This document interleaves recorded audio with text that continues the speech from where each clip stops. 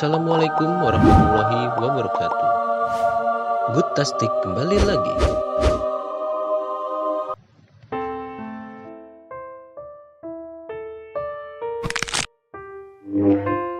Menurut Al-Syaukani dalam kitabnya Al-Taudih bahwa hadis-hadis Imam Mahdi mencapai 29 hadis yang kualitasnya bervariasi antara hasan, sahih, dan dhaif. Maka kita ambil kesimpulan bahwa 1. Hadis Imam Mahdi jumlahnya sangat banyak, dan kemudian 2. Hadis Imam Mahdi bervariasi kualitasnya.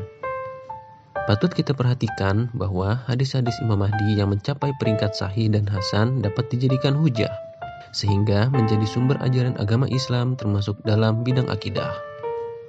Sedangkan hadis dhaif tidak dapat dijadikan hujah, apalagi sebagai sumber akidah. Maka, berikut beberapa hadis yang kami pandang cukup untuk menunjukkan perihal Al-Mahdi di akhir zaman yang merupakan salah satu tanda dekatnya hari kiamat. Yang pertama, dari Abu Sa'id Al-Khudri radhiyallahu anhu, bahwa Rasulullah shallallahu alaihi wasallam bersabda yang artinya, pada masa akhir umatku akan muncul Al-Mahdi. Pada waktu itu Allah menurunkan banyak hujan, bumi menumbuhkan tumbuh-tumbuhan, memberikan banyak harta, penghasilan, banyak ternak, umat menjadi mulia, dan ia hidup selama 7 atau 8 tahun. Menurut Al-Hakim, ini adalah hadis yang sahih. Tetapi Bukhari dan Muslim tidak meriwayatkannya, dan Az-Zahabi menyetujui pendapat Al-Hakim ini. Al-Albani berkata, ini adalah sanad yang sahih dan perawi-perawinya terpercaya.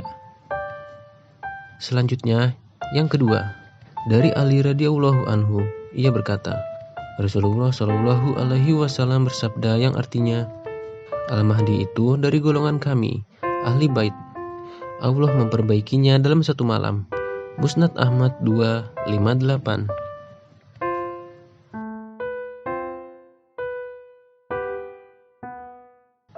Yang ketiga, dari Abu Sa'id Al-Khudri radhiyallahu anhu, ia berkata, Rasulullah shallallahu alaihi wasallam bersabda yang artinya, Al-Mahdi itu dari keturunanku, lebar dahinya dan mancung hidungnya.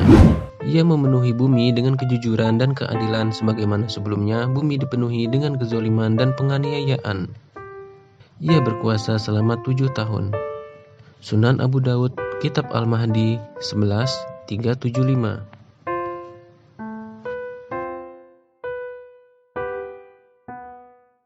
Yang keempat, dari Ummu Salamah radhiyallahu anha, ia berkata, saya mendengar Rasulullah shallallahu alaihi wasallam bersabda yang artinya, Al-Mahdi itu keturunanku dari anak cucu Fatimah. Sunan Ibnu Majah 2 1368. Yang kelima, dari Jabir radhiyallahu anhu, ia berkata, Rasulullah shallallahu alaihi wasallam bersabda, Isa bin Maryam akan turun. Lalu pemimpin mereka, Al-Mahdi, berkata, marilah sholat bersama kami. Isa menjawab, tidak, sesungguhnya sebagian mereka menjadi pemimpin bagi sebagian yang lain, sebagai penghormatan dari Allah Subhanahu wa Ta'ala kepada umat ini. Hadis riwayat Al-Harits bin Abu Usamah. Yang keenam, dari Abi Sa'id Al-Khudri radhiyallahu anhu, ia berkata, Rasulullah shallallahu alaihi wasallam bersabda yang artinya, dari antara keturunan kami akan ada orang yang Isa ibnu Maryam melakukan sholat di belakangnya. Riwayat Abu Nuaim.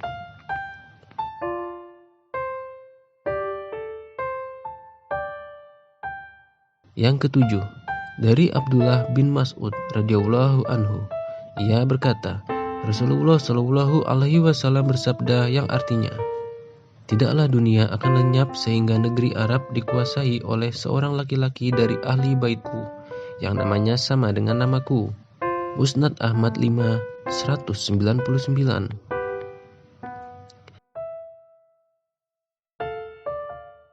Dari riwayat lain disebutkan dengan lafal, namanya sama dengan namaku dan nama ayahnya sama dengan nama ayahku. Sunan Abi Daud 11.370.